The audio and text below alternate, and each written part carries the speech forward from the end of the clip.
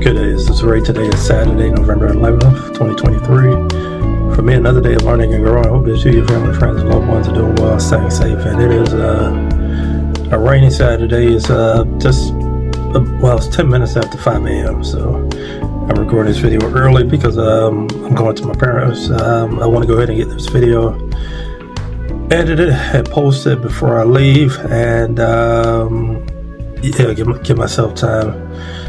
Being out on the rainy roads, and I'm in a little bit of pain this morning, and I'll tell you the reason why that is. But basically this week I've been on vacation, staycation really, and I've been studying for this exam now.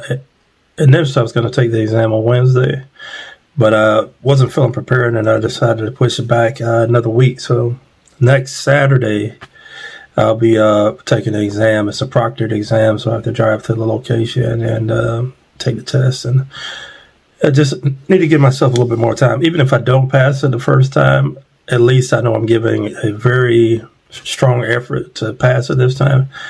This is the hardest class out of the 5 that I need. After this, I'll have one more course, and I decided to leave the easiest class for last. It's an elective. So this week, I've just been studying. Monday, though, I had my doctor's appointment, which I thought was going to be a colonoscopy, but it was actually the appointment. It was a consultation to discuss having a colonoscopy, because apparently I have to have some testing done. I have to have some blood work done. I have to possibly meet with a cardiologist, and a rheumatologist has to sign off on it because I'm taking blood thinner. So at the end of 2019, it was September of 2019, I had a PE and DVT, a pulmonary embolism, and DVT, deep vein thrombosis.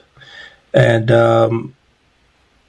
because of that, having that risk, they want to ensure that this procedure, having a colonoscopy, is safe for me.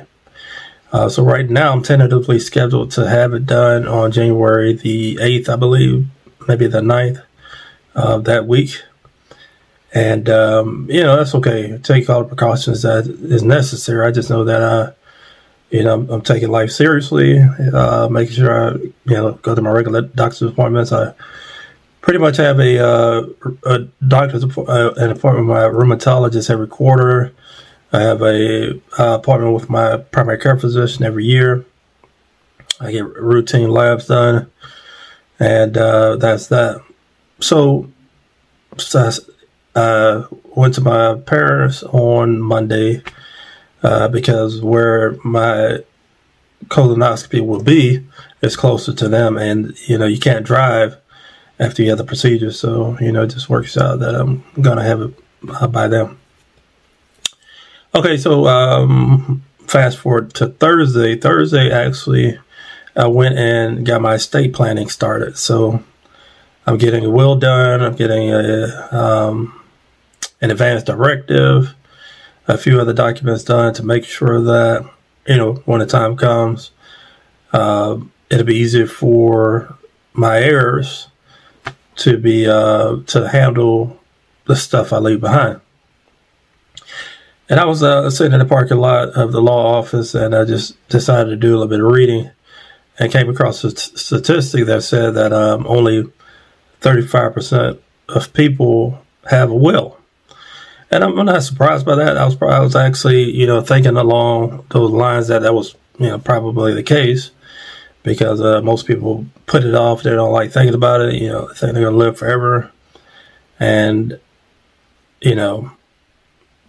dealing with your stuff is the last thing you want to think about. But, I'm just doing the best I can to make sure that most of my things do not pass through probate. Whatever things do pass through probate, it'd be easy to handle. And, it's not like I'm going to have that much to leave behind, because I'm living a minimalist lifestyle. I'm not trying to acquire more than I have. I'm trying to shed the things that I do have, and only really keep the things that are important. So, I encourage you, if you don't have a will, definitely to at least do that in advance directive, to make sure that people know your wishes. If you're ever incapacitated, you're not able to share exactly what you want done when it comes to, deciding whether you want to be on life support and things of that nature. So, yeah, that's that. Studying for this test has reminded me how much I hated being in school, because I've been going over some of the difficult concepts and doing practice tests and studying certain parts of the test that have tripped me up. And I'm going to continue to do that. And I have till next Saturday to, continue to do this. The one thing I want to suggest to you is to have no distractions. Turn off the TV. Music for me doesn't help because I was a musician.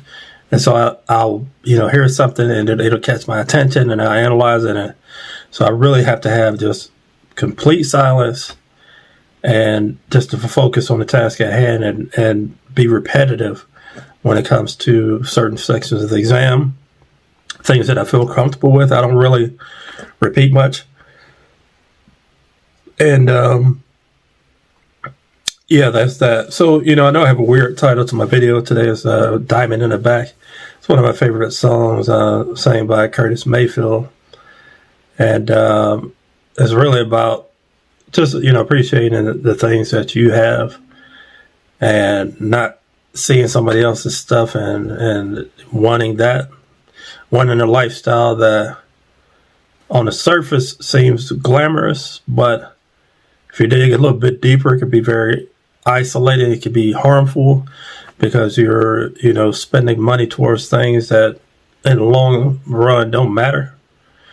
I have a car that's paid for, and, I'm grateful for that. I'm going to hold on to it as long as I can, not seeking to get something new. As you may or may not know, if you've been following my journey, I've been paying off $115,000 of consumer debt starting in June of 2020.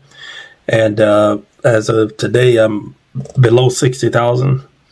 As a matter of fact, I'm probably going to be, by the end of this month, I'll be at around $58,000 worth of consumer debt to pay. I just became a homeowner, so that's more debt that's added. But, if I could tackle this consumer debt and then build a full emergency fund and then pay off my home before I retire, that'd be a great goal.